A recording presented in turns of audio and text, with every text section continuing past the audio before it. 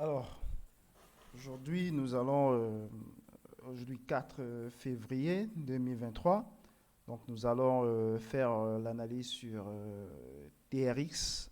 Donc, il s'agit de Tron, et c'est une crypto-monnaie que, bon, je vois beaucoup de gens utiliser au niveau c'est-à-dire avec l'USDT, donc les trucs, les stablecoins, il y en a beaucoup qui sont sur cette blockchain-là et qui sont beaucoup utilisés parce que c'est assez rapide quand même et les frais un peu plus bas.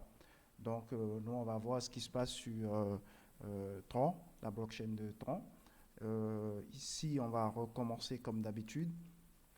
On va passer du mensuel au journalier progressivement. On va voir ce qui se passe sur chaque time frame, ce qu'on peut faire ou ne pas faire. Alors ici, d'après ce que je vois et que ce qu'on cherche, nous cherchons toujours ce scénario, 1, 2, 3, n'est-ce pas? Et nous utilisons la borne de Bollinger pour déterminer ce scénario. Donc nous avons 1, 2 et 3. Donc ici, c'était notre point d'entrée sur le graphique mensuel en février 2021, donc il y a 2 ans. Et depuis ces 2 ans, nous sommes entrés, nous n'avons plus eu d'autres positions sur TRX. Donc la position que nous avions en 2021, c'est cette position qui est toujours d'actualité. La force reste toujours aux acheteurs tant que nous n'avons pas testé la borne inférieure de Bollinger, c'est-à-dire que ce sont toujours les acheteurs qui ont le contrôle du marché.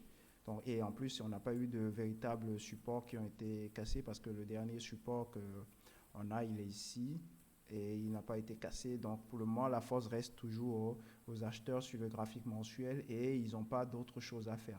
Lorsque on testera la borne inférieure ici, ça voudra dire que les vendeurs auront la force et qu'il faut attendre à nouveau que les acheteurs aient la force avant de commencer à s'imaginer des scénarios de trading.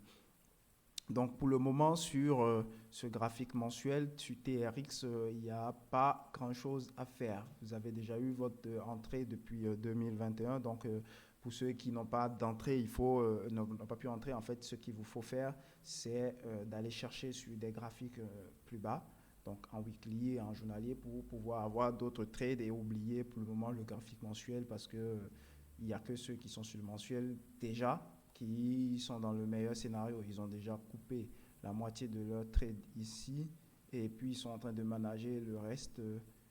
Ils sont en train de manager le reste pour pouvoir savoir comment gérer le trade. Donc pour vous, mensuel, c'est déjà mort depuis longtemps. Donc vous pouvez l'oublier. Alors, on va passer en weekly. En weekly, ce qu'on a ici, alors ce qu'on a en weekly, qu'est-ce qu'on a en weekly?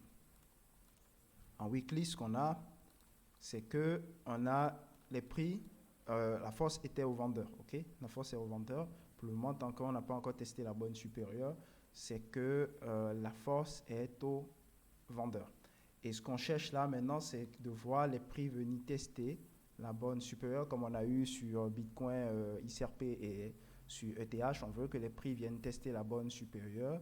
Ensuite, on va espérer ce pullback et le breakout. Donc, tant qu'on n'a pas encore testé la bonne supérieure, on ne fait rien, on ne prend pas de position acheteuse, on attend. Et donc, à ce niveau-là, sur le weekly, on a plus d'espoir que sur le mensuel, parce que sur le mensuel, on n'a pas de visibilité pour prendre un nouveau trade. Par contre, sur le weekly, on a de l'espoir parce que dès que la bonne supérieure sera testée, ça veut dire qu'on sera dans la phase, on aura rempli les conditions de la première phase. Ensuite, il faut la deuxième phase et la troisième. Donc, pour le moment, on espère, ça se rapproche petit à petit. Donc, on espère bientôt tester cette bonne supérieure. OK? Sur le journalier, quant à lui, allons-y, on va voir ce qu'on a sur le journalier. Alors, sur le journalier, voici ce que nous avons sur le journalier. Nous avions eu déjà une première entrée quelque part ici, ok? Et là, on pourrait chercher une seconde entrée quelque part ici. Alors, pour cette entrée-ci, nous avons ça. Ok, nous avons le scénario. Donc, nous avons eu une forte accélération. Ça, même quand ça teste comme ça, vous n'avez pas le droit d'entrer. Il faut forcément attendre ce pullback. Le pullback qui a eu lieu. Et maintenant, nous espérons le breakout. Pour le moment, pour le moment, le breakout n'a pas encore eu lieu.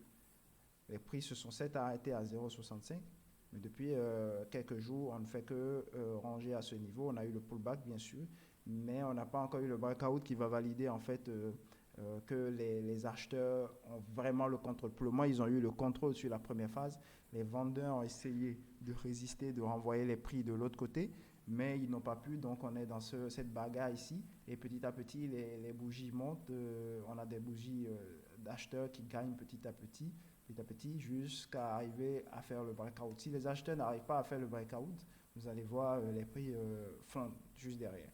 Donc, nous, on espère que les acheteurs ils vont remporter le défi pour qu'il y ait ce breakout, pour qu'il y ait un positionnement sur cette crypto-monnaie. Et lorsqu'il y aura ce breakout-là, qu'est-ce qui va se passer? On va définir nos objectifs. On va en fait prendre l'extension. On va tirer. OK. Et on va se dire que on va atteindre les 0,74 et un peu plus tard les 0,84. Et moi, ce que je cherche, et bien évidemment, c'est juste pour une première partie, avoir une fois ce que je risque. Voilà.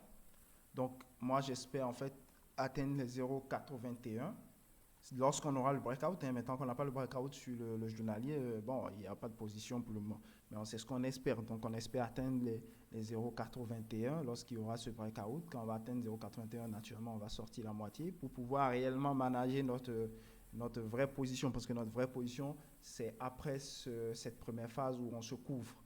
Donc, c'est après ça qu'on essaye maintenant de manager pour grappiller le plus possible. N'oublions pas que nous, on utilise pas du tout d'effet de levier, on n'a pas de pression, on ne met pas nos stop loss en bas ici, parce que là, quand on le met là, on a la pression, un pullback peut venir facilement ou une correction peut venir facilement, nous sortir et recontinuer. Donc, on donne assez, c'est-à-dire on donne un plus grand espace au pullback pour s'exprimer.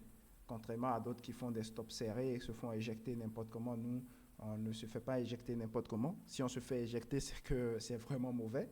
Et donc, on essaye toujours de se protéger plus pour éviter de perdre le plus possible et de grappiller, même si ce n'est qu'un peu. Mais on a souvent de meilleurs taux de... c'est-à-dire, à la fin, on gagne de l'argent, quoi. Contrairement à faire ça et avoir des maux de tête, vous donnez plus d'espace et vous gagnez de l'argent à la fin. C'est moins risqué, mais plus rentable, de mon point de vue. Parce que j'ai réellement commencé à gagner de l'argent quand j'ai commencé à donner de l'espace au trade pour s'exprimer et non en restant collé comme on fait généralement quand on fait du scalping ou des trucs comme ça. On reste collé et puis on se fait mal. Très souvent, on a trop de trades perdants, même si on a l'effet de levier et qu'on a des risk-reward généralement qui nous font miroiter des risk-reward plus élevés. Mais le fait de perdre plusieurs fois, ça joue sur la psychologie. Et donc, généralement, quand ça joue sur votre psychologie, vous aurez tendance à vouloir soit rattraper les trades, soit être impatient. Et donc, nous, c'est la patience qui fait notre force. On reste là. Quand ça ne marche pas, je veux dire, quand ce n'est pas prêt, quand ce n'est pas cuit, on ne mange pas. Okay? On ne mange pas sur le feu, comme on pourrait le dire. Donc, pour le moment, journalier, il n'y a pas encore de déclenchement.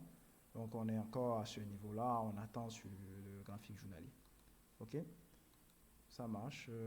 À tout de suite pour une autre